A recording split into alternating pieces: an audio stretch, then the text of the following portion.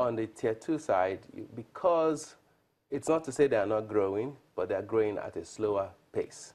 And they've also had more challenges because, you know, the nature of the market is such. If you're not at the top, then the best credits will go to the tier 1 banks, and you may be left as a tier 2 bank struggling with the less high quality credits, and therefore those ones are the ones more likely to have non-performing loans, which then contribute to dragging down your earnings even more. All right, so what other policy reforms have been implemented that have actually helped to improve the macroeconomic condition and, of course, the banking sector, as you have mentioned? Oh, the key one is the ERGP, but others are the sort of in the power sector, in the oil and gas sector, and particularly in the ease of doing business sector. I think that if they can really move forward on that, that would be quite interesting and unique. You know, there's areas where you talk about greater transparency in the ministry, department, and agencies of government. If you can achieve that, that would be a major reform. There has been push, but again, there has been major pushback by these MDAs not to reform. Some of the noises you hear, for instance, between the letters written by the Minister of State and the GMD of NNPC kind of, you know, crystallize that, you know, quite frankly, in terms of the challenges of managing transparency. Other aspects would include ease of entry and exit from Nigeria for foreign business people, that we now have visa on arrival. It's still not as easy as going to Accra, going to Ghana, but at least it's possible to invite someone to come to Nigeria, and they don't have to spend months on end trying to get a visa from whichever country. We still have to do more on the port side, you know, to decongest the port so that when goods arrive into Lagos or any other ports, you can move out very quickly. But importantly, behind all that, we still have to focus on our hard infrastructure because that's also critical. Well, I know you're about to launch your report, but talk us through this year's report and the highlights of perhaps some of the reforms that have really impacted that sector and the reforms you think government needs to put in place to also help that sector grow. You know, the banking sector being sort of a window into the rest of the economy. Government, when they spend money, it first goes through the banks before it gets to the rest of us. And so you look at the banking sector as a great signal of what's going to happen to the economy.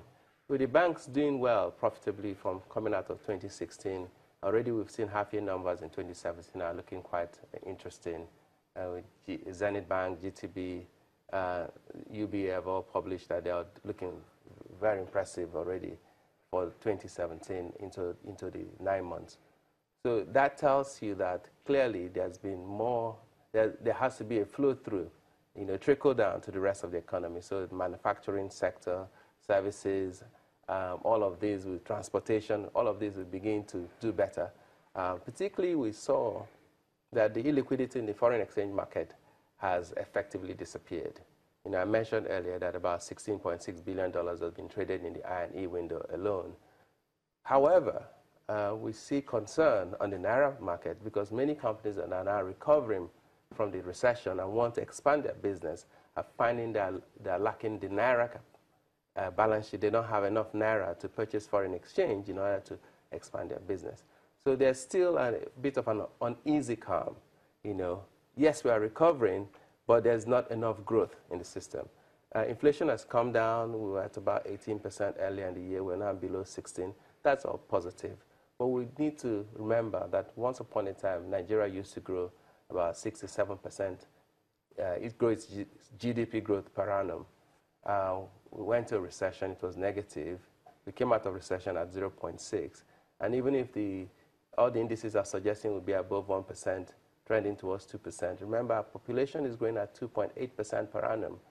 We have 180 million people in Nigeria. We'll get to about 300 million people by 2050.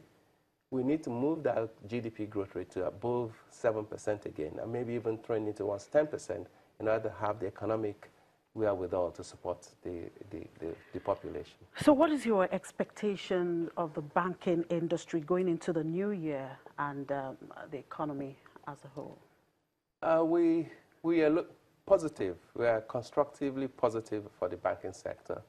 We will be very selective when we look at the tier 2 banks. So we'll be careful in which ones we'll take as a pick if you're looking at it from an investment point of view. For the Tier 1 banks, we're largely bullish. There are one or two that may be trouble spots, but generally speaking, most of the Tier 1 banks are on good momentum. And the particular reason we chose to do this event in London and not in Lagos, as has been the tradition, is also to not waste a recovery.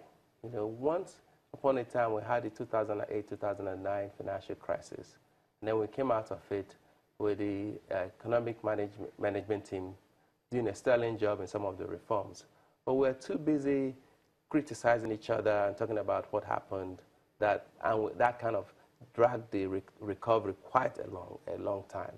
Now that we've come out of this recession, we want to be one of the key private sector supporters of the government to say, yes, we recovered, the glass is half full, there are opportunities, there are further reforms coming. This is time for foreign investors to come in, because particularly the country needs to see more foreign direct investment. There's a lot of foreign portfolio investment, but not quite the momentum we need to have in foreign direct investment. All right, you did mention the Tier 2 lenders earlier in your talks. Now, we have seen a rush for these Tier 2 capital, particularly via Eurobond issuance in 2017. Now, does this validate the views that there are new lending opportunities, or could it be for the purpose of strengthening capital buffers? It's both.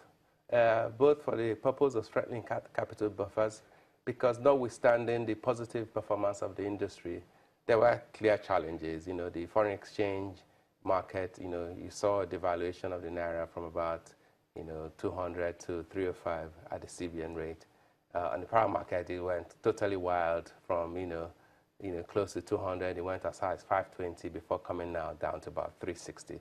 So the spread between the official market and the power market has clearly narrowed, to the point now that businesses can freely get dollars.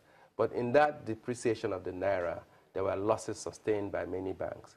This is because about 40% of the risk assets of commercial banks are denominated in dollars.